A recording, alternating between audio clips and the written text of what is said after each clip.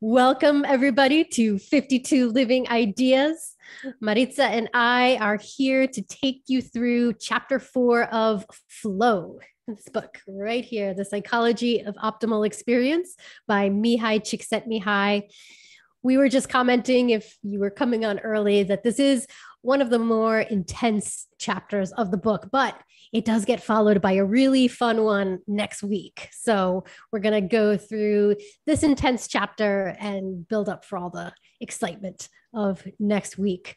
We have a PowerPoint presentation to get through today, especially for those of you who may not have read the chapter yet, or perhaps read the chapter a while ago. And then we will have our typical format we do here, which is we're going to open the floor up to people who have read the chapter, who want to comment on anything that we probably will have missed in the truncated presentation Maritza and I are going to give. We're going to have time for breakout rooms, and then we will do lightning question rounds. But I'm going to turn it over to Maritza to get us started here with the presentation. Okay, well, guys, I'm going to, I'll start here, and then what I'd like to do is I'll include the link for those of you who would like to grab the presentation for yourselves. It'll be in the chat. Look for that in the next couple minutes. Okay, so we have a very quick recap here. Just what is flow, right? This is important. We're going to be going through this every week. So just, this is the definition that Mihai Csikszentmihalyi gives us. And it is the state in which people are so involved in an activity that nothing else seems to matter. The experience itself is so enjoyable that people will do it even at great cost. And that's, some people call it in the zone, you're losing track of time. This is the concept of flow. And you're going to hear us as we go through speak of flow is that perfect balance between skills and challenges. And that's a concept that we'll revisit every month. Every other week. Every chat, yes. Okay, quick recaps here. We have chat. I don't know. Am I reading these? We can just maybe go through them really quickly. So we're already up to chapter 4. In chapter 1, which was called Happiness Revisited, we had a discussion of thinking about what exactly happiness entails. MC uses this phrase, optimal experience. Flow is often described as that state when you both feel your best and perform your best. So chapter 1 just gave us an overview philosophically of what happiness is all about and about flow. In chapter 2, we started paying attention to the nature of consciousness, the anatomy of consciousness, as he calls it here. And we looked in depth at the importance of what we pay attention to.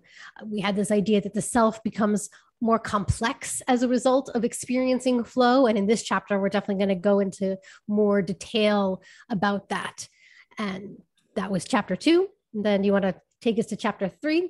Yes. So last time we really got into the different characteristics of the flow state, and Maritza even started listing them out here. So these are the characteristics that MC identifies about how you know you're in a flow state. So there's this idea of clear goals, immediate feedback, a balance between challenges and skills, the experience that awareness and action seem to merge, that you're completely absorbed in the task at hand, your sense of self disappears, you're no longer self-conscious, your sense of time becomes strange and distorted, time might seem to go by slowly or pass by really quickly, and the experience does feel like an end in itself. And there's also this paradox of control that you sense when you're in a flow state. And so that then takes us to chapter 4, in which we're going to get into the conditions of flow. This week, we're first going to start to explore, the way I like to think about this chapter is it's about society and the self and flow. So first we're going to think about flow and society and culture and what are the conditions of culture that lead to flow.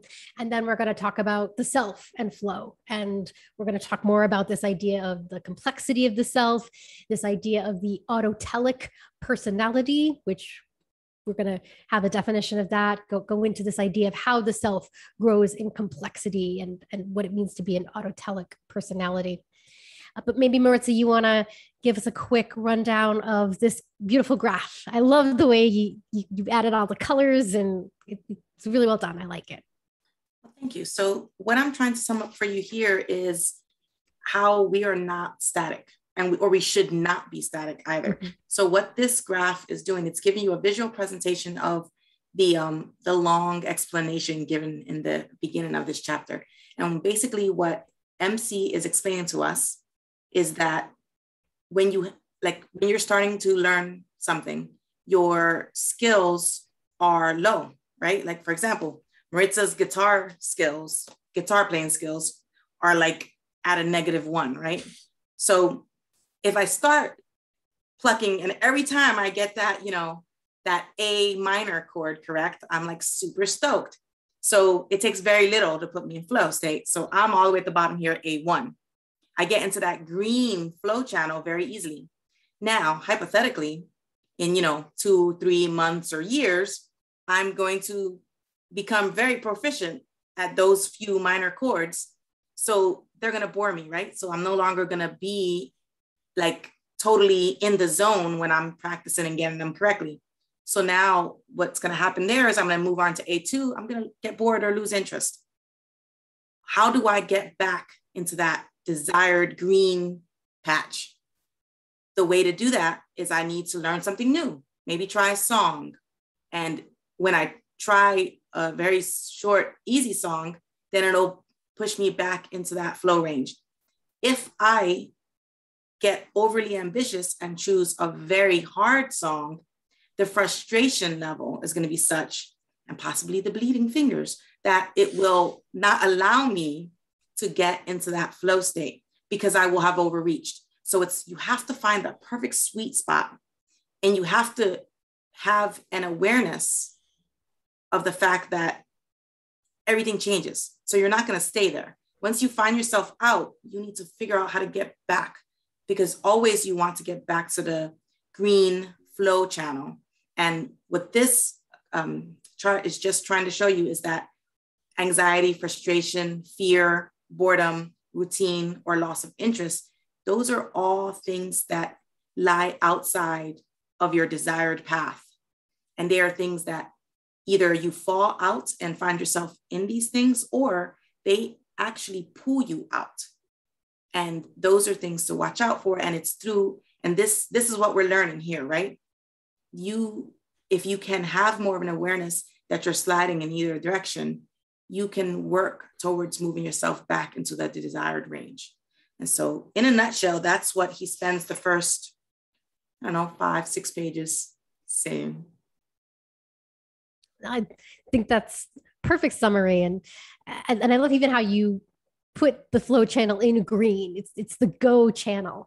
Sometimes people call this the sweet spot or the Goldilocks channel.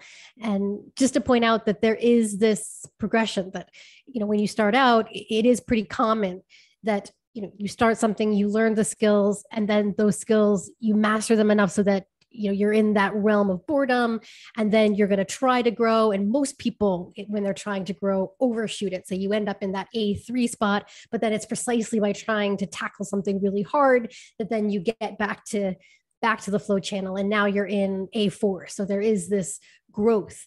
And the way MC puts this is that you grow in complexity. The self becomes more complex because you've developed more skills, more abilities by keeping within the flow channel.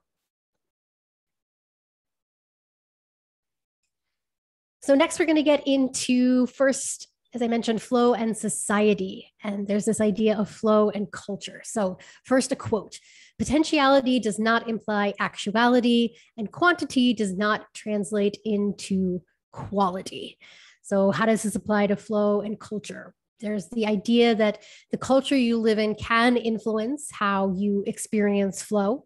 And in fact, most cultures are structured to minimize disorder in terms of setting up norms, beliefs, opportunities for fulfillment. There's the example here that successful governments will convince people that supporting the government will help them achieve happiness.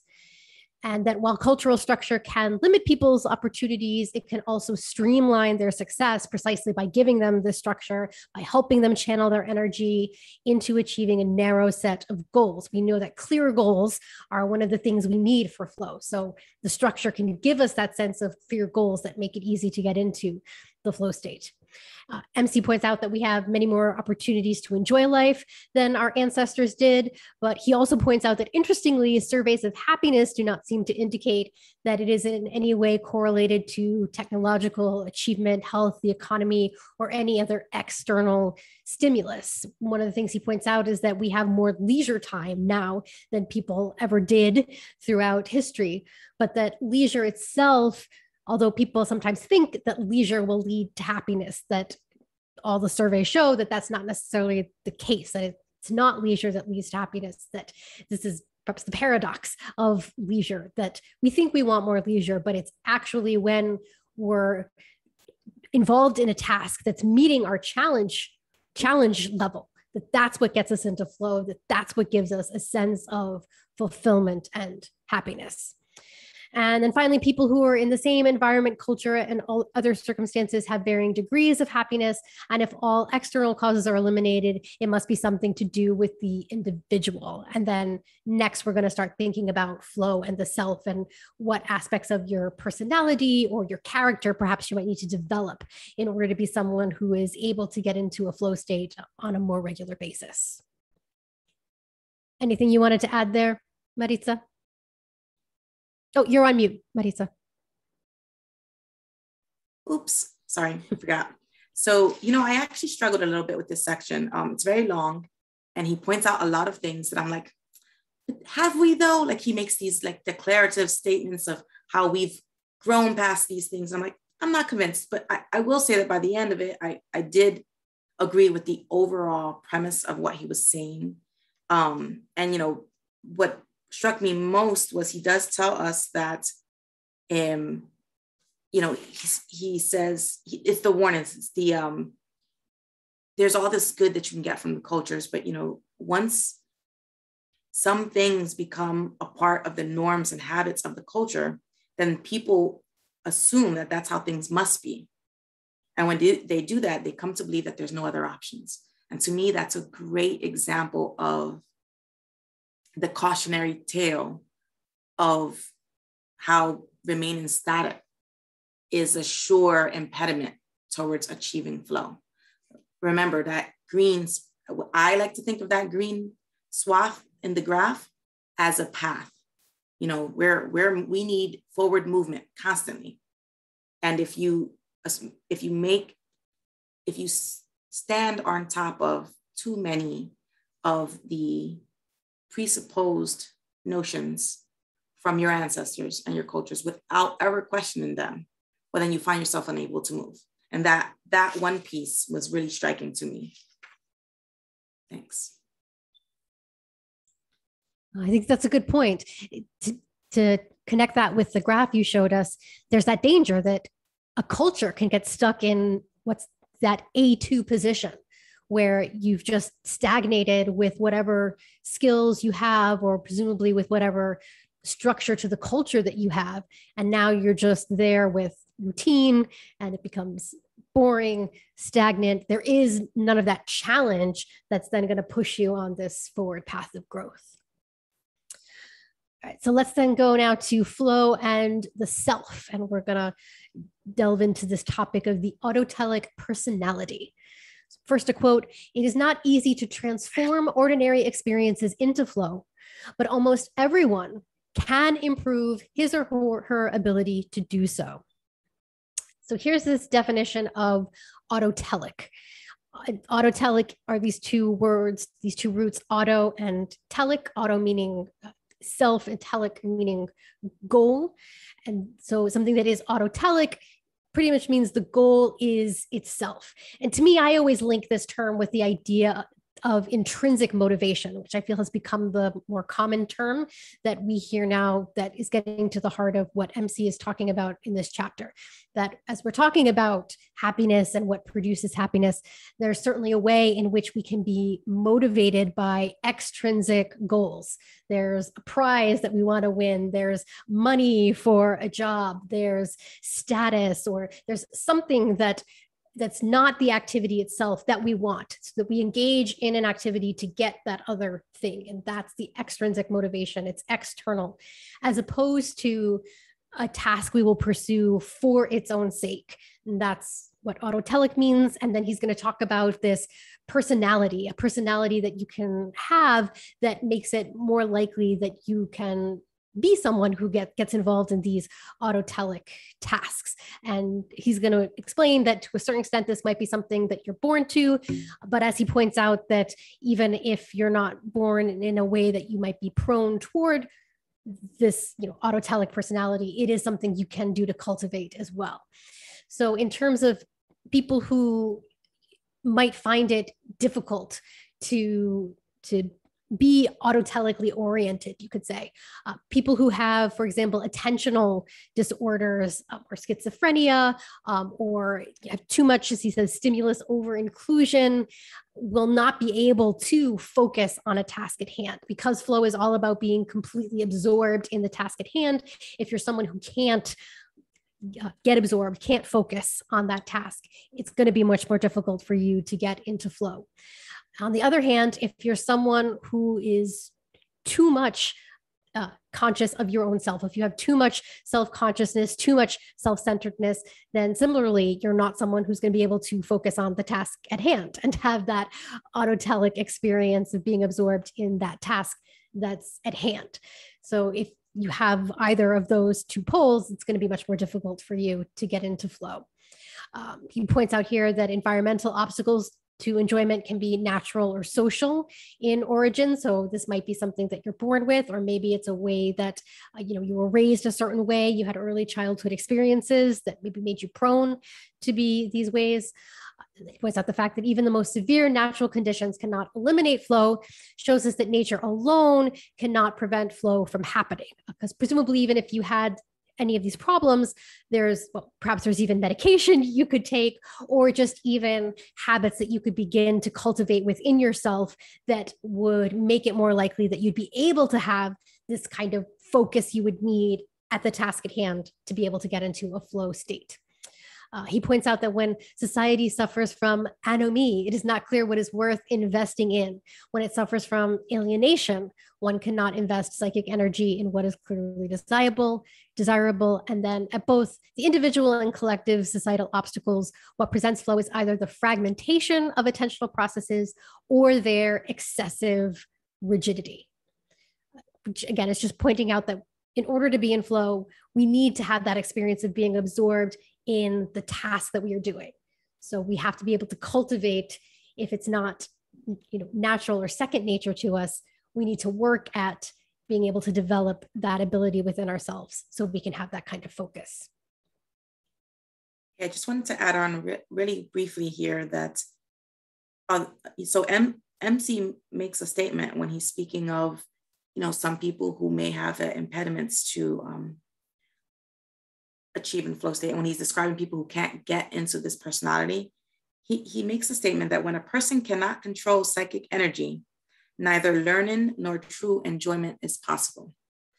And I find that to be a very impactful statement for all of us, because even those of us who are fortunate enough to not have a pervasive and or systemic issue like schizophrenia or any of the other issues that are described in this section, many of us will experience throughout our lives different moments where we have this psychic dissonance. And it can be for a variety of reasons. It could be, life is just throwing you a whole bunch of crap, or you're overwhelmed or overstressed or under, sleeping or something, and psychic energy, you have to get your energy from somewhere. So if you're spending all, if your psychic energy is something that's just happening to you and external forces are using you like a ping pong, then you don't have the control necessary to find any enjoyment or any learning.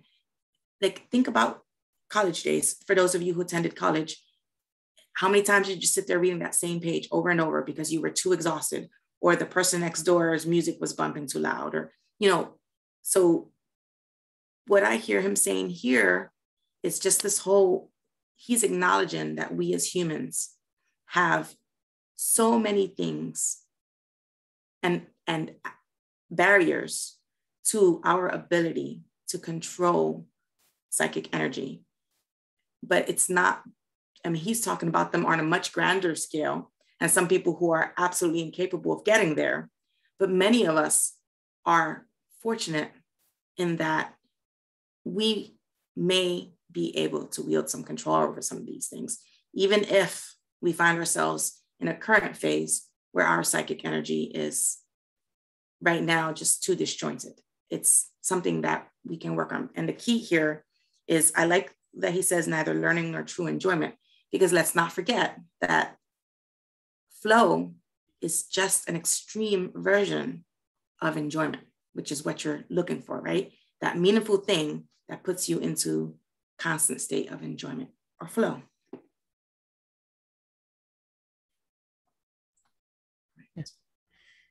So here's just a little bit more about the autotelic personality neurophysiology and flow. So kind of points out here, nothing can be said universally of human capabilities without addressing the fact that human beings are not uniform. Just as some people are born with better muscular coordination, it's possible that there are individuals with a genetic advantage in controlling consciousness. Individuals who require a great deal of outside information to form representations of reality and consciousness may become more dependent on the external environment for using their minds. They would have less control over their thoughts, which would make it more difficult for them to enjoy experience. By contrast, people who need only a few external cues to represent events in consciousness are more autonomous from the environment. They have more flexible attention that allows them to restructure experience more easily and therefore to achieve optimal experiences more frequently. And the association between ability to concentrate and flow is clear. It will take further research to ascertain which one causes the other. And it does seem to be, I believe, that there is a spiral effect here. One of the phrases sometimes we hear with flow is that the more flow you get, the more flow you get, which means that it takes a certain amount of attention and focus to get you into the flow state.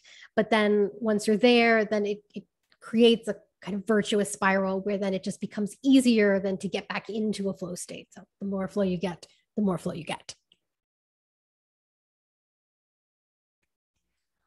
And then just a little bit more here about the effects of the family. He points out relationships we have with family often form patterns for the relationships we have with others. And then he goes through these 5 characteristics. I think he tried to be a little cute here and tried to find words that were all going to begin with C, even if they weren't necessarily the best term, I believe, for describing what these conditions are. One thing I even found interesting about this particular section was he was describing these conditions in terms of what we might see in family situations that can lead to more flow. But I even think these are interesting to explore these characteristics as things that you could have, for example, within any kind of group, for example, maybe even within our 52 Living Ideas meetup group, within our friend circle, within ways that we try to control our environment, even if we're living by ourselves in our own home or apartment. So the 5 characteristics that he talks about, the first one was clarity. Again, this was idea of having clear goals and immediate feedback, which leads to more flow. Then he uses the word centering, which I take it he means to be present, which again is just this idea of being in the moment, being thoroughly absorbed in the task at hand. Next was the idea of choice. We had talked about the idea of control, the importance of volition, that they're doing this because it's something that they will find intrinsically motivating and it's not coming from some external source. And then also the idea of control, that the confidence that the child feels in his ability to remain uninterrupted, that no one's going to interfere, so that there's control over that ability to be in this state and do the task. And then the last C is challenge, which we've already been talking about a lot here, this idea of the challenge skills balance and being in that perfect flow channel where you're in the sweet spot between challenges and skills. And the only thing I want to say about these is that, we'll see a little bit in the next section, he's not saying that these are absolutes. If none of these were present in your childhood or upbringing, MC is not saying that there's no hope for you achieving flow. That's not at all what he's doing here. So I just want to put that out there, because, you know, if one finds oneself coming from a situation where they don't have the luxury of such optimal conditions, it could be a little daunting looking at this checklist, right? And going, wait a minute, if I don't make this checklist, what are my chances of flow? No, don't worry. He's going to spell out for us why this is, you know, he's saying this, there is some effect here, but don't despair. There's hope for you yet.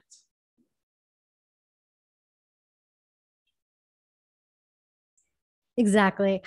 I'll say I took this to mean that if you are, for example, a parent, a grandparent, maybe an aunt or an uncle, that you might want to think about these 5 things in terms of the environment that you're providing for children. If you're a teacher, if you're someone who's trying to create a healthy environment for children, an environment that will optimize their ability to get into flow, you might want to pay attention to these 5 elements and make sure that your children will have this. But the way I see it, you can also be that child.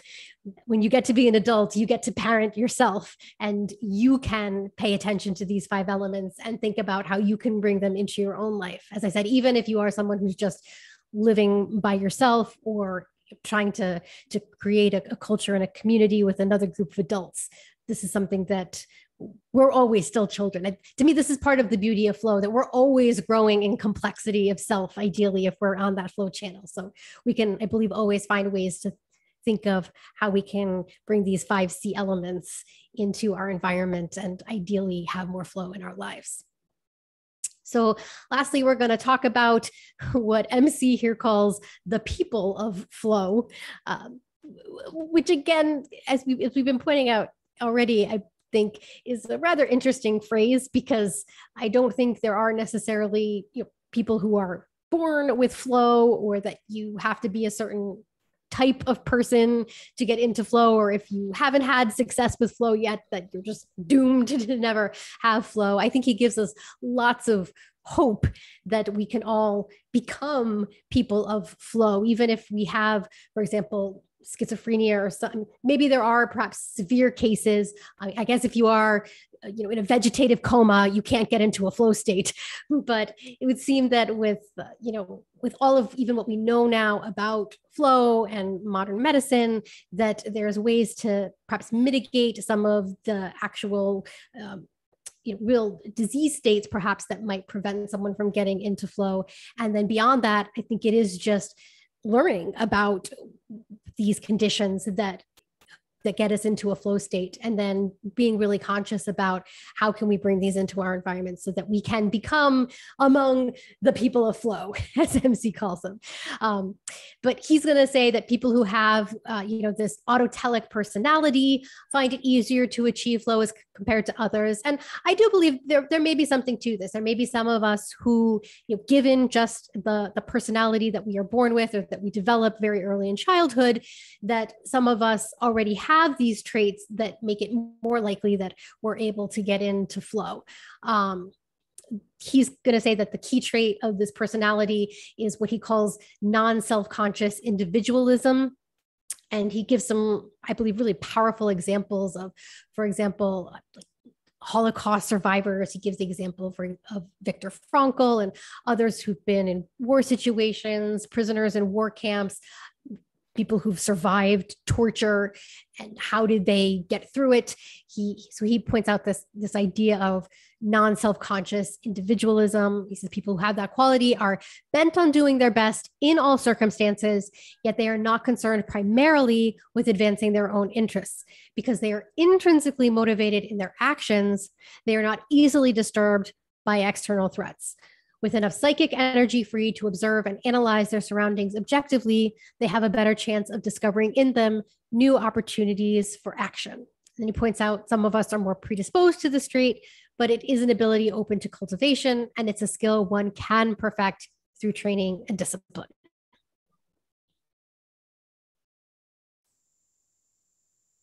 And that last statement is the most important thing that we should take away from this chapter.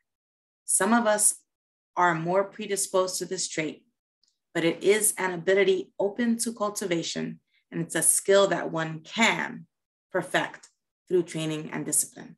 To me, that is the most important thing of this chapter. He takes very careful, he's very careful to ensure that he points out to us all the potential impediments, all the possible barriers, all the research that's done looking into this, that, or the other thing. And then at the end, he tells you, but it's a skill. This is a tool.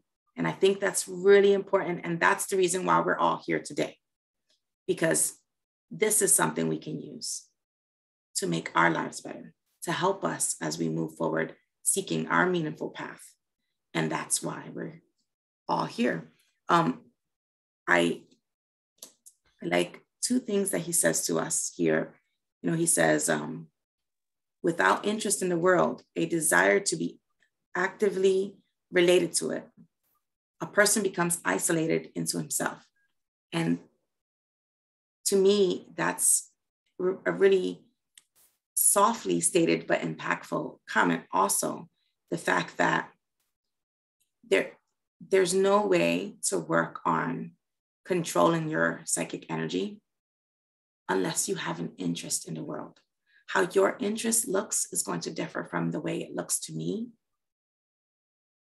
But just having that base level of curiosity, of interest, that is separate from, you know, an inward looking interest, then we have less of an ability to flex that muscle and to work on it, to make it stronger.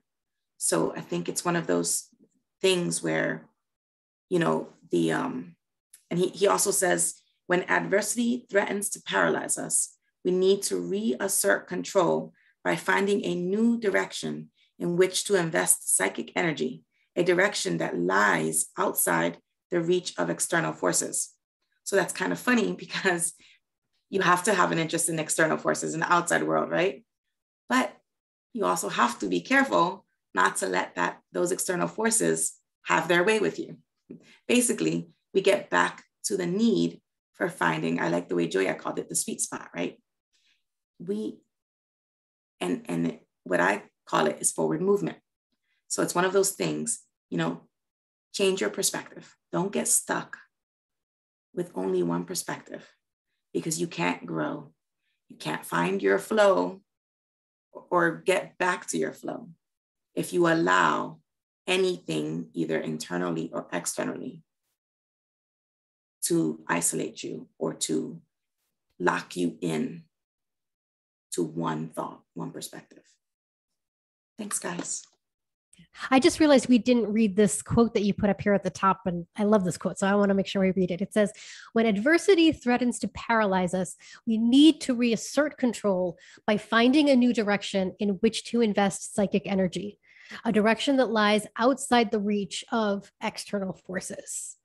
And I absolutely agree with what Maritza was saying. And personally, I found in this chapter the examples of the people who dealt with the extreme adversity of concentration camps, prisoner of war camps, and how they were able to survive by finding a direction in which they could place their attention in a way that was positive and still give them this sense of an overall overarching hope and optimism, even if they were being realistic about the immediate situation on the ground, and that was so important for how they were able to maintain their sanity, maintain their spirit, and survive what to me is just unimaginably horrible experiences.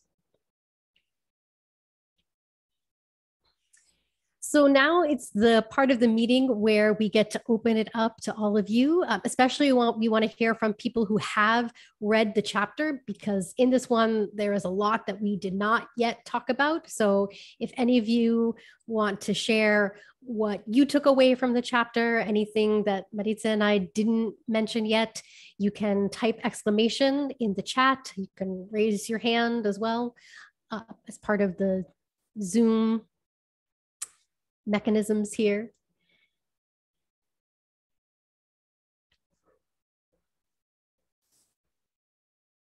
Let's see. And there was a lot, like we didn't even talk about, he had a whole section on flow and religion, for example, that I thought was really interesting. We didn't even get a chance to explore that. Looks like Joe has something to get us started here. You can always count on Joe. No, it was a fantastic presentation. You guys actually really covered, I think, the most important parts of the chapter.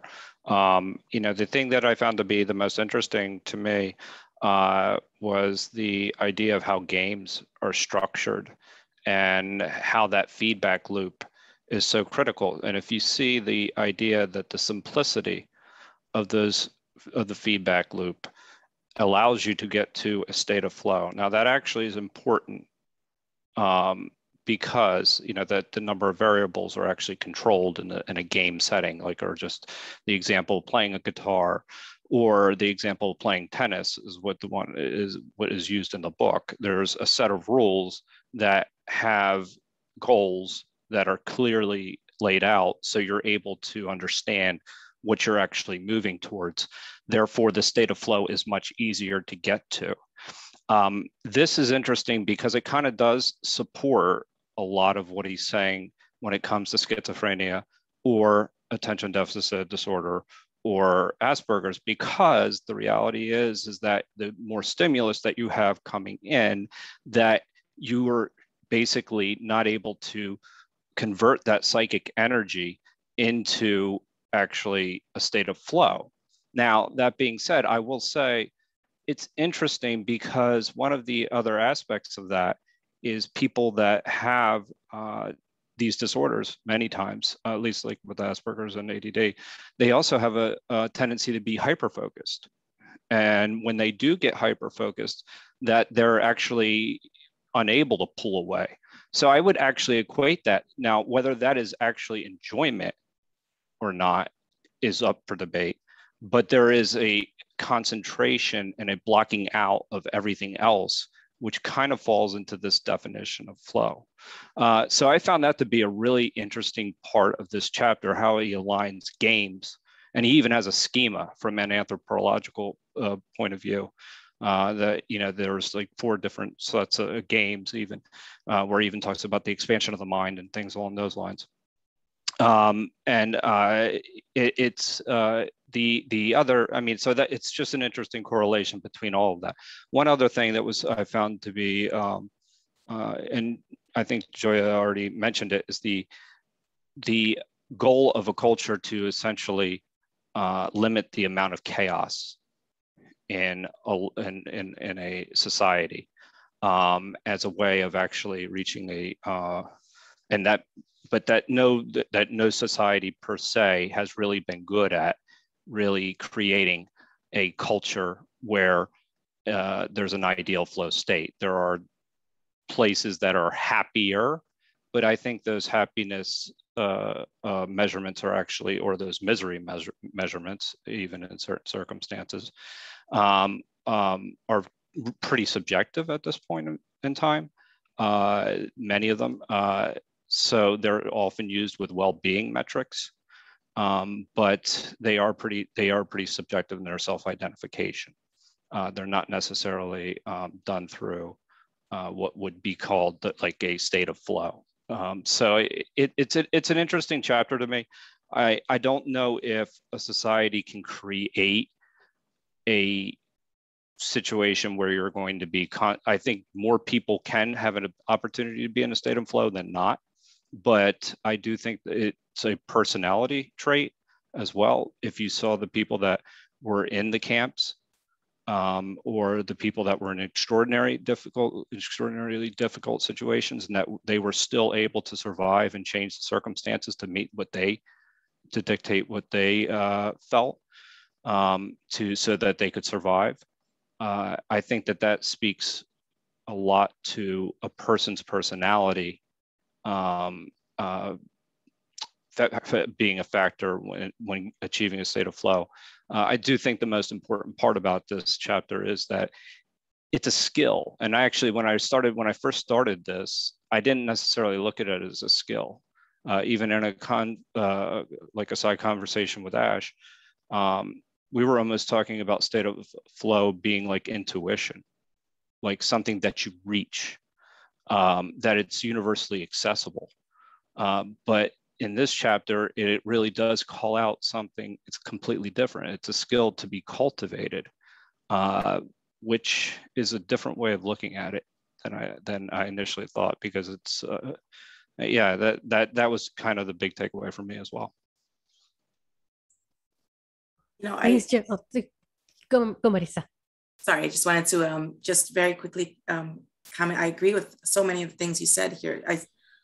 There are a lot of things I see that way. I find it interesting, you know, this last bit that you said is that, right, that's kind of the same way I first thought about it. But as I continue to speak more with Joya and with Ash on the subject, it does, you know, you get into deeper conversations of, well, what can I do to get back to this state?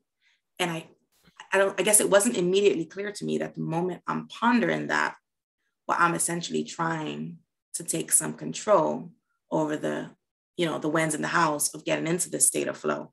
Because you just don't think of it that way. But I guess that's what the book's trying to do. Joe is trying to make us think of it that way.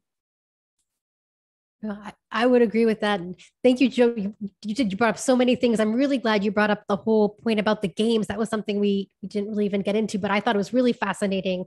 Even that the way he broke down the different kinds of games based on that work of the anthropologist that he was citing there.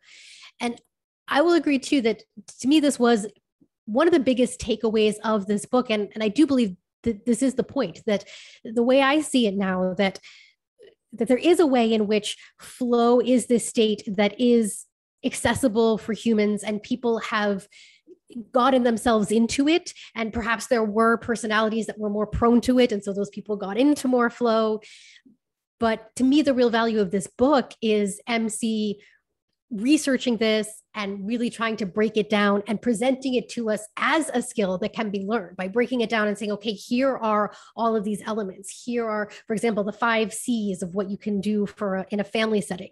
By naming it, calling it flow, identifying that there is this state that's possible, and then breaking it down into, okay, what are the conditions? What's the environment that we need to have so that flow can become a skill that we can train, and not just something that we might happen to stumble into. And some of us who have a personality that's more prone to it will get into more often. I like to think too that, well, I hope that as humanity progresses, that we do not have more people who find themselves in concentration camps and prisoner of war camps, but that ideally, hopefully, the value of this work is that when people will, I do believe, still encounter really challenging circumstances, that precisely by studying flow, there will be more of us who will be able to be like the Viktor Frankls, because we can learn from his experience, we can learn from what MC has identified about flow, and develop this personality in ourselves. That's my hope. So next up, it's all of the J's again. We have Judith and then Jack after Joe, who follow Joya. Judith. Thank you. Yeah, so I was agreeing with all the things Joe was saying, especially when he was talking about how much of it is a personality thing. Now, whether you want to nurture that or, invest in creating that personality. That's separate. I'm not saying born with it, but like a personality attitude as opposed to how much is external for us to achieve flow. Because and I almost feel like adversity can sometimes channel your goals. I think sometimes adversity creates a potential for you to actually use flow. Like if you didn't have any adversity at all and you were just like kind of living your life and not challenged in any way, and you might never experience flow. But if you have challenges that aren't necessarily things that you want or created, they might actually, without you realizing it, create opportunities for flow. Like the people in the concentration camps, I don't think they were analyzing, let me do this for flow per se, but they did stumble on something that was working for them.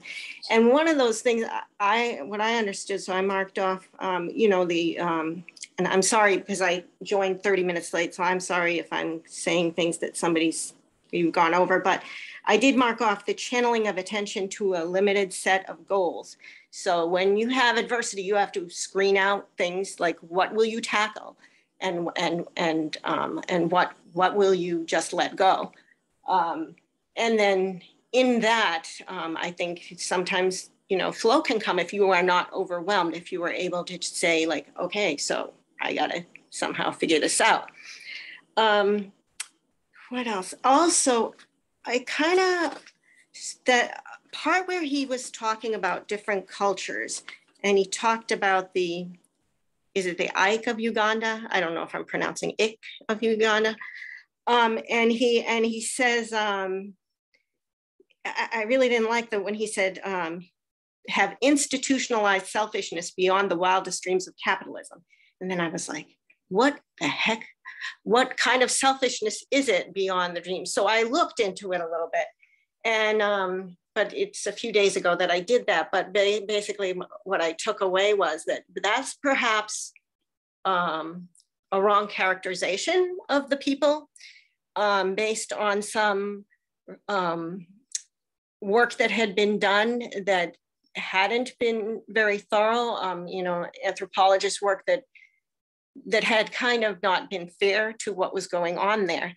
And essentially, there were many instances of them just the opposite. So I think it would be wrong to say that there's a culture that doesn't or that could be lacking in any human society culturally among people, because you are going to have people that are not just programmed to be selfish by their culture. I do think that there's that in humanity, and that does surface even in the worst circumstances. Well, that's all for now. I might have marked off a couple other things, but I'll leave it at that. Thank you, Judith. And thank you for sharing that. I think it's one of the difficulties, but one of the benefits of reading a book that's 30 years old now is that there is more research that's come out since this book was published. And I didn't know anything about, I don't even know how to pronounce the name of that tribe, but now I'm going to be really curious to look that up. So thank you for sharing that. Can I continue? I just remembered the other thing I wanted to add. Okay, yep. Yeah, thank you. So briefly though, it was about the schizophrenia. Because I just wanted to throw in there. So my cousin had schizophrenia, but he was fine in the wintertime when he was, teaching skiing on the Swiss Alps. And so I was just thinking as you guys were talking, not even before, but he didn't do well during the summertime. And I think perhaps that, narrowing those goals down so that he, did not get distracted, because how distracted can you be if you're skiing? Of course, he wasn't just skiing, he was teaching, but, he had specific goals. And I don't know much else about him. I just know that during that season, he was fine. And then when he wasn't doing that, he wasn't. So even in such situations, if we can find, it seems like if we can find those places that bring us flow, we can make ourselves more healthy. That's a great observation. It's something we're going to talk about later, this idea of finding a primary flow activity. So I think, just all of us, given our interests and our predispositions, will have certain activities that appeal to us, that will get us into a flow state. And certainly for people who love skiing is definitely a high flow activity. And that's just a fascinating example of how when he was able to get involved and have that flow activity as part of his routine daily life, he was in a much healthier state than a time of year when he couldn't have that. Let's move along though, and we're going to hear from Jack and then Mike, and then I think we're going to do our breakout rooms. Hi. Okay, so I've got a few points. I guess I'll start off with consciousness and neuroscience. So this book was published in 1990, 31 years ago, and a lot's changed since then, especially as we look at the brain and what neuroscience is telling us. That's a relatively new discipline or field. And so I started thinking about consciousness. And so on page 23, Csikszentmihalyi, he states that consciousness is a result of biological processes in the nervous system. And then towards the end of the back of the book, in the notes section on page 247, he kind of agrees with a reference from somebody who had published a paper in 1969 that essentially says conscious experience is an internal event about which one does directly what one wants to do.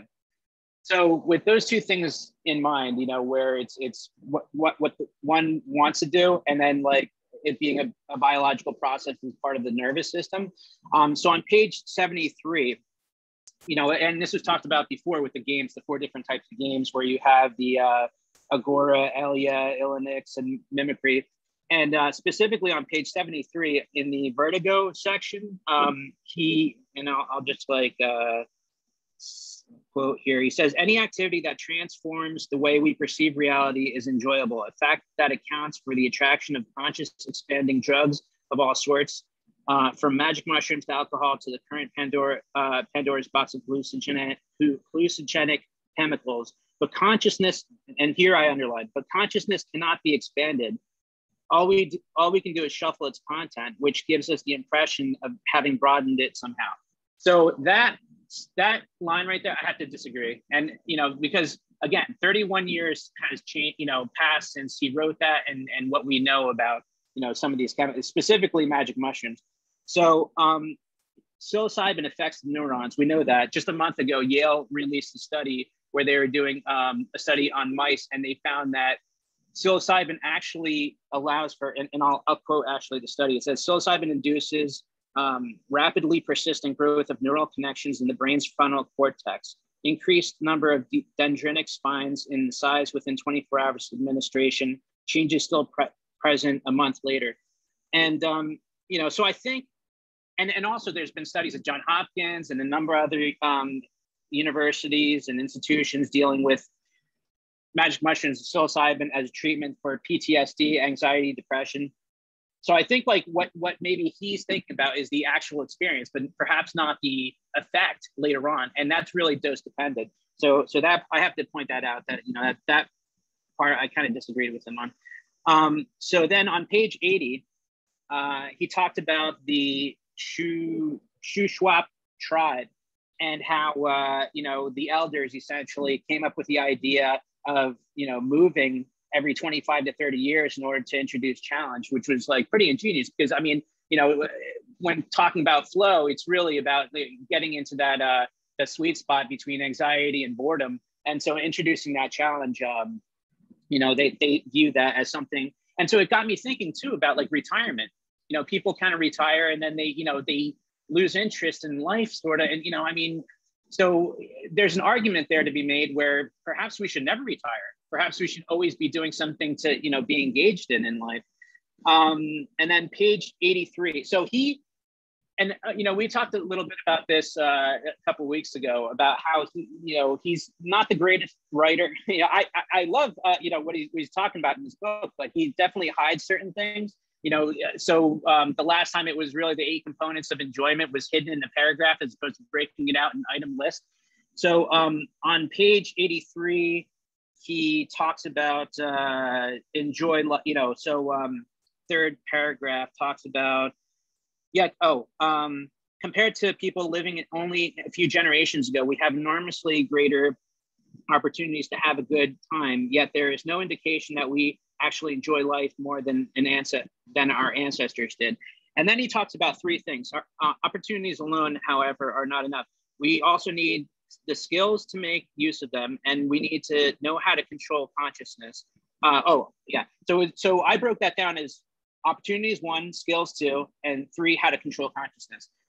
So that got me thinking. I mean, the key there is really the how to control consciousness. Obviously, we've got, in our society today, we've got 1 and 2. I mean, we have the opportunity and we have the ability to create skills, but I think a lot of people are hung up on how do you control consciousness? And that breaks out into things like,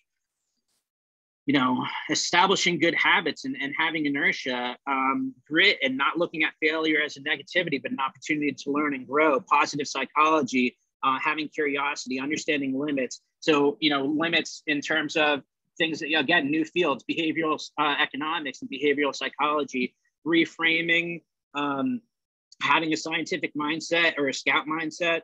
And then also, going back to neuroscience, understanding that neuroplasticity, how the diet affects if what we're talking, and he talks about consciousness, and it's really part of the nervous system. It's a biological function. Well, there's a number of things that have an impact on that on that nervous system. And so, things like neuroscience and diet, directly has an impact on that. So anyway, how do you control consciousness? So, I mean, there's a lot of different factors, and it's things that, it's definitely interesting and something I personally am going to delve deeper in. I mean, I have been, but I'm going to delve even deeper into it. Page 87. So Maritza, I think it was like a month ago, and Judith just recently, talked about this whole idea of focusing bandwidth. And so on 87 at the bottom, he says a group reporting more flow was able to reduce mental activity in every information channel, but the one involved in concentrating on flashing stimuli. So the whole idea of like optimizing, I guess, the bandwidth that you have in terms of psychic energy seems to be key. And then finally, so he gives examples about we know the flow chart where it's anxiety, finding the balance between anxiety and boredom. And then, also talks about the self. And, we touched about that already with the, people that are schizophrenic, and then people who are, or have attention deficit disorder or stimulus, too much stimulus, they can't control the stimulus that's coming in terms of like ignoring the things that don't matter. And then on the other side, the self-conscious or the self-centered. So essentially he talks about like fluid, erratic versus rigid and tight. And there seems, there's a balance there that needs to be done. And then as far as culture, he mentioned anomie and alienation, where anomie is no rules or structure, and alienation, society imposing on the individual's goals. So 3 examples of like, there's a balance, right? It's all about balance. So I'll leave it there. Thank you. Thank you so much. I mean, again, like all really great points, and thank you for bringing all of these up. And I have a lot of things that I could say to that. I'll just pull out 2. One, I think, you're just pointing out again how much we've progressed since 1990 when this book was written. So thank you for just pulling out all of the additional research. And then I definitely want to second your idea of how I also agree that I don't believe human beings should ever retire. To tie that into what Maritza was saying before, she talked about this importance of having forward movement, that's what the flow channel is all about. And the way I see it, if you're not growing, you're dying. And I think learning about flow helps us think about, okay, how do we continually raise the challenges for ourselves in a way that we're still always in this flow channel and growing in complexity of self and continuing to grow and not to die. If I can just add just a little bit onto that is, so just to be ornery, I'm going to disagree. If you want to retire, go for it, but don't stop. Find something else to do. Retire from one job or task and move on to a different one. And that to me highlights something that, of the some of the many great points that Jack was saying, this question of perspective, you know, it's one of those, it's the, you know, and Joya said it, the forward movement, that I think that it's one of those things where, yes, I mean, the entire book is about how do we control consciousness at the very base foundation of what we're talking about. And what we're trying to do here is we're acknowledging that flow is a state of consciousness. It is a desired state. It's one we want. It happens to us sometimes, but we would like to find a way to make it happen so that we can experience it more happy. So basically, we're all trying to become, okay, maybe addicts is a little too strong, but soft addicts for this state of flow is what we're all seeking. And the balance. Balance is so primary and so important. And I really do believe that it's impossible to find this state of balance without a constant shifting of our perspectives and a constant forward movement. Thank you, Jack. All right, Mike is up next, and then we will do breakout rooms.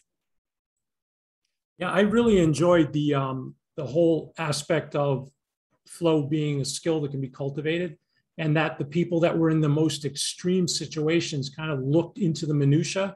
If you're in a jail cell, they actually look at the floor and the surface, and they found little cracks. I think they were writing poems and sharing it on pieces of soap. And I also found that you can also work on it in the mundane in our own lives. Something as simple as shopping. You know, I shop at a local Trader Joe's. It's the nearest store. And over the years that I've been there, I've gotten to know some people personally. And I found that through some interactions that I almost feel like I'm in a flow state and I'm just shopping. You know, I'm there to shop, but you know, there's a guy, Nick, I got to know, who's a big Yankee fan. I'm a Mets fan. So I will, I'm not uncomfortable being 2 customers back and saying to Nick, I'll wait on his line on purpose. I'll say, do you accept Met fans on this line? And if there's 2 people in between us, more often than not, somebody will turn around and smile. And all of a sudden, it's just making that day go quicker. There was another woman named Mary there who saw me talking to the chocolate bars. You know, when you're getting online at a Trader Joe's, they conveniently put the chocolate bars right before you check out. So I'm standing a couple of customers away and I start talking to the chocolate bars. You know, I'm not going to do it. And she has no idea. And then she caught on what I was doing. And it just kind of, you know, it just makes my life so much easier when I'm there. And I'm used to doing that. But if you're not, don't go join Toastmasters as a first step. Like if you feel introverted and you want to get into flow by performing, don't join Toastmasters the first step. That's a huge leap. Go to Trader Joe's and just, if you feel insecure inside, a lot of people are just not comfortable talking to strangers. They're all wearing name tags. Just make it a point to talk to the person and say their name, or, you know, just go out of your way if you see somebody in the aisle that's picking something up that you like and ask them if you like it. Like take those tiny little steps in the mundane. And before you know it, your next trip to a place like Trader Joe's, you're kind of looking forward to it and you've created your own little laboratory for flow, you know? So that was it. I now officially want to go shopping with Mike next time I have to go grocery shopping. All right. Let's get ready for breakout rooms. So sometimes Maritza and I, we pair, but we didn't talk about it. So you've thought of, you're on mute. Joya, you're breaking up. I actually can't hear what you're saying at all. Did you want to say anything? I can't hear you. Oh, okay. Well, then I'll just give you guys a question, which is think about, you know, we talked about this idea of flow as a skill that you can cultivate. So in the breakout rooms, maybe think about ways that you can cultivate flow in your life more. So I will start the breakout rooms for everyone. Joya? Oh, yep. Margareta, I would like to speak first before we do the breakout rooms very quickly. I just saw her hand up. Oh, okay. Okay. Thank you. Hi, good morning from Melbourne. I'm just thinking about Jack's notion. Okay, Margareta, really quick, and then we'll do. Yeah, okay. About Jack's notion on the mushroom.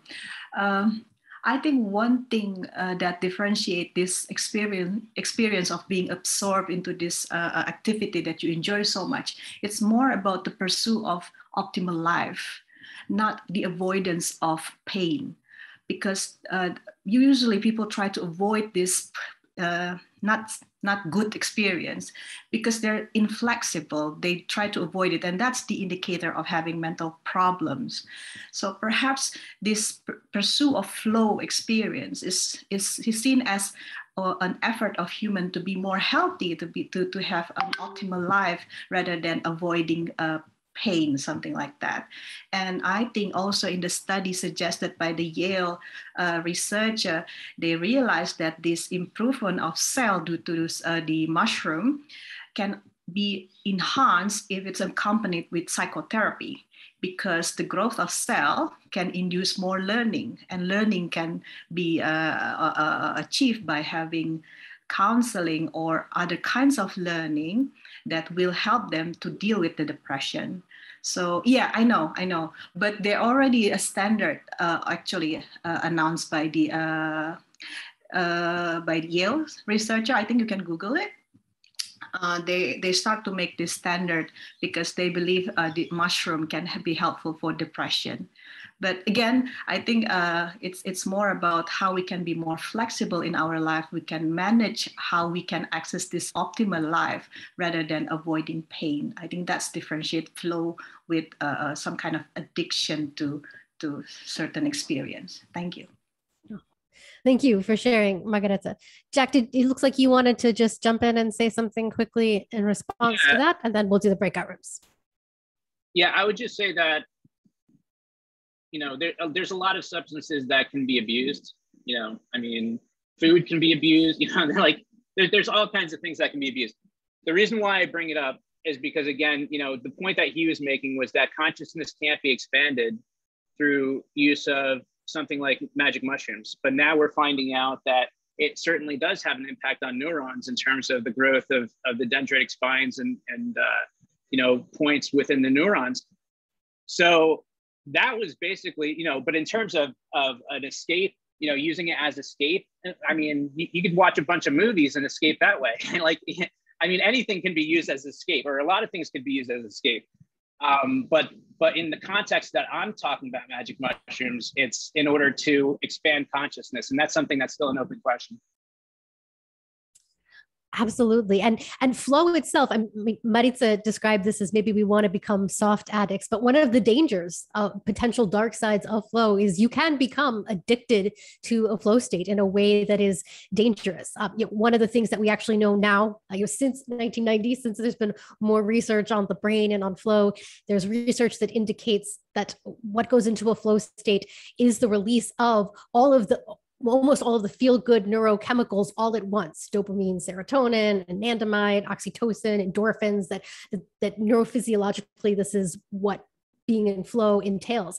And there's a phrase that we have in the flow community of don't trust the dopamine, because flow states are associated with this high spike of dopamine. And of course, it's great. It's a feel-good chemical. It allows you to perform at your best. It's got a lot of great advantages. And in a real way, we do want to be, I like Maritza's phrase of a soft addict, but you don't want to become a hard addict of dopamine. And that is a real danger. But on that note, let's go to breakout rooms. And the question that I put forward to all of you was to think about perhaps how you can cultivate the skill of flow, since that will what we've been talking about. But we brought up a lot of really interesting subjects so far, I think, in this particular discussion. So you can let your group feel free to pick what you want to talk about. So I will start the breakout rooms. Let's see, what anybody gonna do here? All right, starting the breakout rooms now.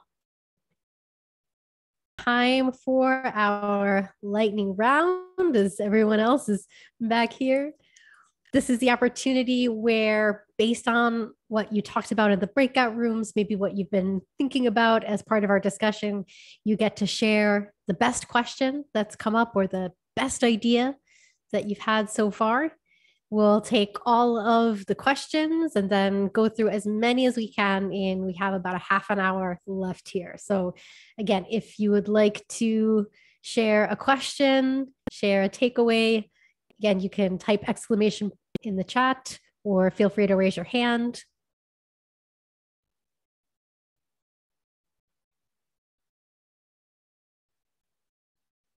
We have Craig up. Craig and then Jack have their hands up. All right, Craig first. Just want to express the gratitude for all you guys doing the reading, so I didn't have to.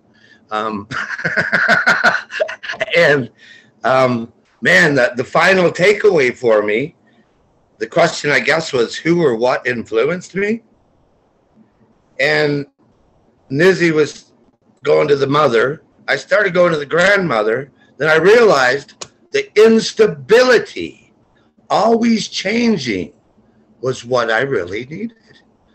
You know, there's times in my life where I'm like, man, I had to move. I've got a friend, and then I had to move. But that's what made me comfortable. You know, like now it's like change gives me consolement because I know I can count on it. I wake up every day knowing it's going to change. A surprise ain't no surprise. It's all good. Or it just is. Thank you for sharing. Yeah, and maybe we can make this into a question of, you know, dealing with this idea of constant change and can we find comfort in constant change? Next questions are going to be Jack and then Margareta.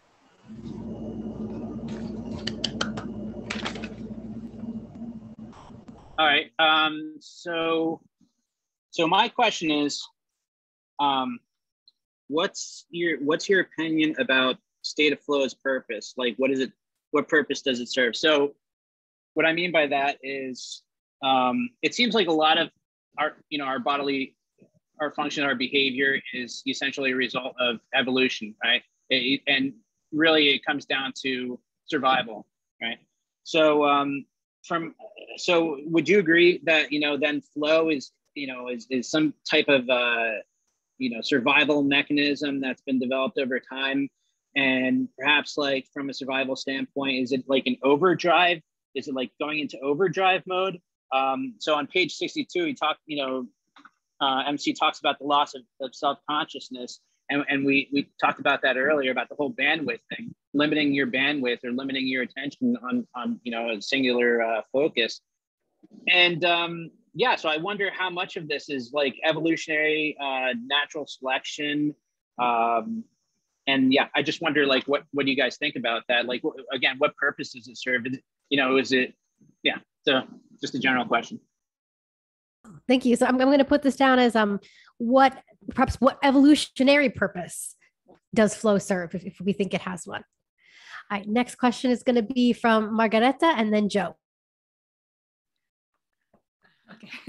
I think one interesting topic that we discussed in our group is about this flow. Is it really something that we can cultivate, like exercise for having it, or is it just something that should come really naturally so you can flow with it? That's one interesting discussion we had. Thank you. I like the way you put it. So, is flow something that comes naturally, or is this flow something we cultivate intentionally, or do we go with the flow and get into flow to get into flow? Okay. And then next question is from Joe. Yeah, I mean, I'm trying to think about how to phrase this, but essentially, I know that he explicitly states that, no culture per se has really done a good job of creating an environment for people to get into a state of flow. But what environment or what culture do you believe is the ideal culture for a state of flow to become in a state I'm not necessarily being clear here, to achieve a state of flow? Is it, it can be any culture in the world, but why? I mean, could it be American culture because of the time we have and that we're just not cultivating with things like that? So what culture is ideal for the state of flow? Yeah, but yeah, I guess I would say, I don't want to go so far as a system, but yeah, culture was probably the best. All right. It looks like Allison has a question next. Does structure create an environment that allows flow to happen more readily?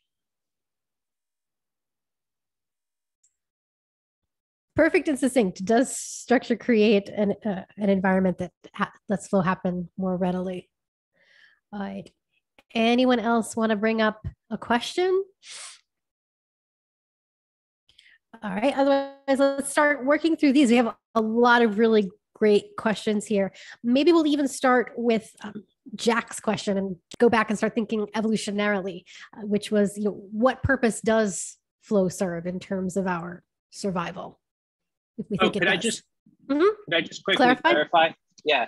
So the reason why I asked that question is because, I mean, I know that, maybe some of you, I know I did, I jumped to the idea of like, well, say you're being chased by whatever, right?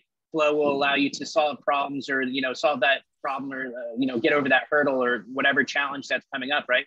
But we have to take into account, Csikszentmihalyi's chart, which is essentially flow is a channel that occurs somewhere between anxiety and boredom. So in that sense, being chased by a bear or whatever would generate a lot of anxiety that you wouldn't necessarily be in a flow state if we went with that definition. So I just wanted to clarify that. So again, knowing that, then yeah, what purpose does it serve as part of our evolution?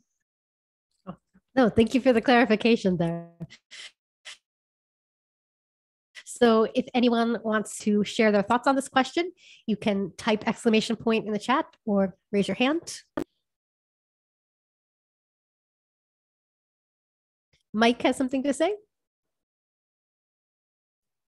Yeah, I think in terms of evolution, I think it might be more the fight or flight reflex would be the survival component. And flow to me might be more of the fuel for human achievement rather than survival. It's what, the fight or flight keeps us alive, and the flow state is what takes us more on the achievement part of the spectrum.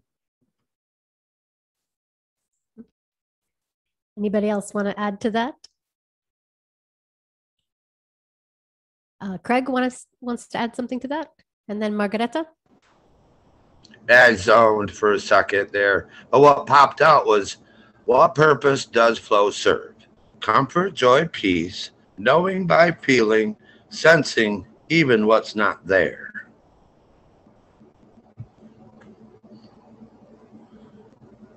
So thank you for sharing the list there. Next, Margareta has something to say. Thank you, Jack, for the question. I think why it keeps being passed on from generation to generation, because it enhances our ability, like Mike says, achievement. So if we feel good about something, we know we're doing it right, and we just want to enhance ourselves in that. So that's why perhaps our ancestor becomes better as hunter, or because they feel good, and they pass that to generation. They teach this learning to their children, and we become better, and that's why we don't extinct, at least to some extent. So yeah, it gives us pleasure, and also it gives us the sense of success, and that's why we pass that into our generation, and our generation becomes better. Thanks. Yes, thank you, Margareta.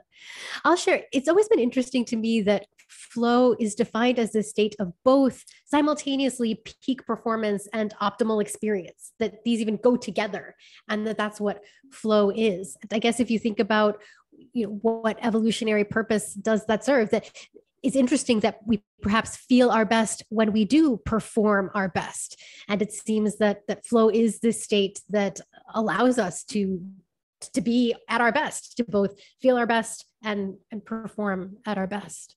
Let's then go to another question, though. Let's do Joe's question. We'll go from evolution to culture. And what culture is the ideal, do you believe? We might not yet even seen it yet, but maybe which culture most approximates the ideal culture for flow, or what do you think would be the ideal culture for flow? Maritza has something to say on this one. So I don't think the ideal culture exists in today's world. I think we're still too varied and different. But I would say maybe if I was absolutely forced, the culture of your own making would be the ideal culture. You know, become your own culture. Find that fit between your psychological needs and what is available. Yeah, that's where I would go with there. Allison has something to share on this one? I would say France, especially Paris. They have a long history of it. They're very, very good at it. Yes. When in doubt, the answer is France, is Paris. Yeah, always go to Paris. Paris. When in doubt, go to Paris. Go to Paris. I want to say, when you asked this question, one of the things that I started thinking about, I want to connect this to the discussions we've been having with the Louis Sullivan meetup group, where we've been talking a lot about Montessori. And it seems to me that Montessori thought a lot about a kind of culture that brings out flow. That the whole idea of the prepared environment in Montessori, to me, seems like something that's ideally suited to think about what are the challenges for this individual child, and the kinds of skills that are going to allow them to meet the challenges where they're at. That's something I would share. But I guess that's not necessarily a place. I don't know, Joe, if you think that a school system can be a culture. No, I mean, I think that it's an excellent example of, how you create an environment where flow actually can exist, because something too structured actually takes it away. Interestingly enough, a structured environment, well, I won't go into it too long, but I'll just say really quickly, structured environment where you have the goal you may not fit into, but you know what the goal is. A certain percentage of the people are going to get to a state of flow, whereas a large other percentage of the people are not. So I think that's an example of it being too rigid of a structure, where you're talking about the traditional school system, and the Montessori system is much more flexible and amenable, where you're actually able to reach a state of flow much more simple, quickly. It's always interesting to me too that the phrase they always use there is the prepared environment. So it's not chaos, clearly. Like there's some thought, there's some preparation, there's some element of structure that's there in the environment. But to your point, but it's not overly rigid. It's not something where every child is going to be forced to do the same thing, because that might not be ideal for the individual child. So it's interesting, that idea of the prepared environment. And next up to talk, we have Jack and Margareta, I think, to say something here too. Yeah, so I would agree with what was just being said about the balance between structure and the freedom, where the structure isn't imposing on the individual's goals. It really comes down to the idea of goals, the ability to develop the skill, having an environment or a culture where an individual can set goals, the ability to develop the skills in order to, and the opportunity to match, and then being able to take action towards that. So I don't know a lot about Montessori schools. I'm definitely now you guys have really piqued my interest. I'm going to look into that. But I've always thought about maybe the ideal type of school would be a school that isn't as structured as our educational system nowadays, but is geared more towards the student. So maybe early on, you identify what the student is interested in, and then provide the stimulus and the information and things like that in order for that. And that's not to say that child would be set in that one, whatever they're interested in at an early age. But you foster that, essentially, the things that really the child is interested in. You allow them to develop the skills and build the goals and et cetera, basically providing the opportunity. And, so this topic really makes me think about the idea where during the, he'd mentioned in the Industrial Revolution, you had children that were at 5 years of age in satanic mills, working 70 hours a week. And then he'd made the mention about slavery and things like that. And so, no, there definitely isn't a culture in today's society or a country or whatever because when you're going to have different classes, I mean, there's going to be either people are going to be bored working in jobs that they don't want to do, or they're going to be, filled with anxiety because they're in jobs that maybe are seen highly, but they're not getting enjoyment out of. So, the amount of people that can get flow, I mean, I think there are people, obviously that are living in the states of flow constantly in our society, but it's not the majority. So you have to take that all into account. A culture where that optimizes flow for everyone. Yeah, it would be a utopian society, but I don't think it's out of, the realm of possibility that we could develop one. Yeah. Thank you for sharing, Jack. Next up, Margareta, I think, has something to say about this one as well. Yeah, I think in line with Jack's idea, I think this question about what environment that cultivate flow, we can also rethink, because I think in the previous examples, even in Nazi camp concentration, people can obtain flow. So to some extent, what is ideal environment? Is that really the important components for obtaining flow? Or is it the sense of agency of the person that he or she has the ability to manage his or her own happiness or optimal life? So by that, I think we need to consider, because if sense of agency, perhaps that's a part of personality, you're just born with it. You're lucky if you have it. And if you don't, well, sorry, but you need to work extra to get that. So, and actually that leads to another question of me being in Melbourne. We're having almost a month of lockdown now. So this is not an ideal environment. We also have curfew. So beyond 9 p.m. we cannot go out. So and flow, I think it's really important for other people in the other parts of the world at this time. So how we can live in this moment to obtain that, to have that sense of agency, that we have the ability to access our flow and feel okay with ourselves. Yeah, that's one thing. So thanks. Yeah, thank you for sharing, Margareta. I'm so sorry to hear about what you're going through in Australia right now. I think Joe has a follow-up, and then Allison has something to say on this one too. Yeah, I'm just going to be very quick here, is that, and something that, Jack said actually speaks to this, is the idea of something where the 70-hour work week where, children were working for, essentially nothing. And I think anytime I think of a book, Why Nations Fail, and one of the reasons why nations fail and then in a state of chaos ensues, and that actually makes it impossible for a state of flow, is there's a lack of a justice system. So they spoke about the idea of, while there is no perfect justice system, there's corruption everywhere. However, they compared Mexico and the United States, where somebody like Carlos Slim essentially goes unchecked by the government in many cases, whereas Bill Gates was at least taken to for antitrust, taken to court for antitrust for essentially with Netscape. And so that they use that specific example where there's a form of justice that is where there's a sense of fairness that exists. And there's a lot less chaos in a country that would have a lot more, let's say, equitable laws in place. And I think that creates the environment where, okay, if you feel like everybody has a fair shot, then you have a lot less chaos and a lot more opportunities for flow. And getting away from those 70-hour work weeks for children was a part of that. That's part of justice as far as I'm concerned. So the closer you get towards justice, the more equitable a society, I think the closer you're going to get to a state of where people can achieve a state of flow in a practical sense. Yeah, thank you for the follow-up. Allison, I think, has something here to say too.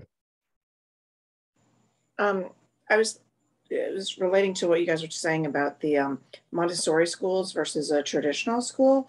One thing that's really, I'm a teacher, that's really been a big part of education, and I'd say really like the last 10 years, is differentiated instruction. And so the idea is that you're still providing, children need structure. They do, they need some structure, but you change the structure depending on what the child needs. So children at different levels of reading ability or math ability or whatever are going to get slightly different material. Children with I mean, anything you can think of, you're going to alter it around their needs and around where they are. And the idea is that you're supposed to meet the child where they are and then take it from there. So, which I think is great. I mean, it's not so easy to do, especially when you have 32 kids like I do, but it works. And that's what kids need in order to be successful, because we don't all learn the same way at all. We learn in very, very different ways. So you have to be able to adjust it around what they need. But within that, there is always some structure, because they kind of need that. But anyway, that's just a little point. Yeah, no. And then thank you for sharing your experience there as a teacher. That's great insight. Sure. Yeah. Maritza has something to say. Yeah, I really like the way that Margareta said, you become your own agency. That just really speaks to me from, what I'm saying. When I say you become your own culture, I see that as being very similar in such that, even when we're describing, these examples, these extreme examples of people in concentration camps, or the example given in the book of the prisoners who wrote a line of translated poetry on a bar of soap and passed it around as they memorized it. It's this aspect of finding yourself with so little control and still managing to find a kernel of control and saying, this one little thing, this is mine. And I think the joy in being able to grab onto that tiny kernel is what allows us to enter into this state of flow. And that's the manner in which we take control of the flow, and you become, your own agency, your own, like you're a culture for yourself, and you see it in even, this country tends to be a very individualistic society. And yet people form many cultures. I mean, we are a culture. Those of us who show up for 52 Living Ideas, we show up faithfully on a regular basis with a common goal of learning and moving forward. So I think that's the key there. It doesn't have to be, if you're waiting for your nation to be the perfect culture, it's a long wait. Yes. And I think, as people were pointing out, hopefully you don't have to wait for your nation. I think this is even kind of what Margareta was getting to, and this idea that, the people who've been able to find flow in the most unimaginably awful circumstances, that you don't necessarily need that to be able to find your own flow. We do have a couple minutes left, but I do think this conversation we've had has segued nicely into Allison's question, which was all about, do we need structure for flow? And I think we've even kind of been answering a little bit to the extent to which we need structure for flow, but maybe if anybody wants to say anything a little bit more on that topic. And then I do want to let you know there is another 52 Living Ideas meetup right after this one at 9 p.m. It's the Jordan Peterson series. So we are going to cut this off in just a couple minutes. So anybody who has maybe any final thoughts before we sign off on this meetup and get ready for the next one.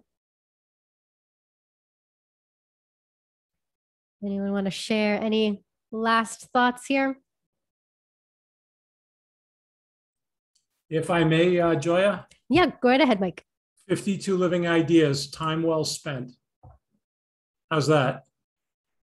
Look so forward to these meetups and talking to all of you. You have no idea what a bright spot in my life all of you are. I really appreciate your time and the effort, and great job, Joya and Maritza. It was fantastic. Thank you. Yes. Thank you. And I'm so glad Shrikant let us do this, because for me, 52 Living Ideas has been one of the ways that I get flow now on a regular basis, what he created here. So to me, it's the perfect thing that I get to get in flow, and we're talking about flow.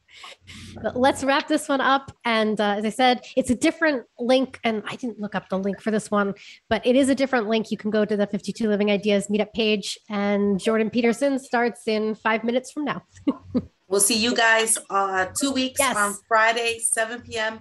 The next chapter is fun chapter. It's the body in flow. So Yes, we're going to talk about music and dancing. We're going to talk about delicious food and eating. There's even sex. So we're all going to bring our sexy on and talk about flow 2 weeks from tomorrow.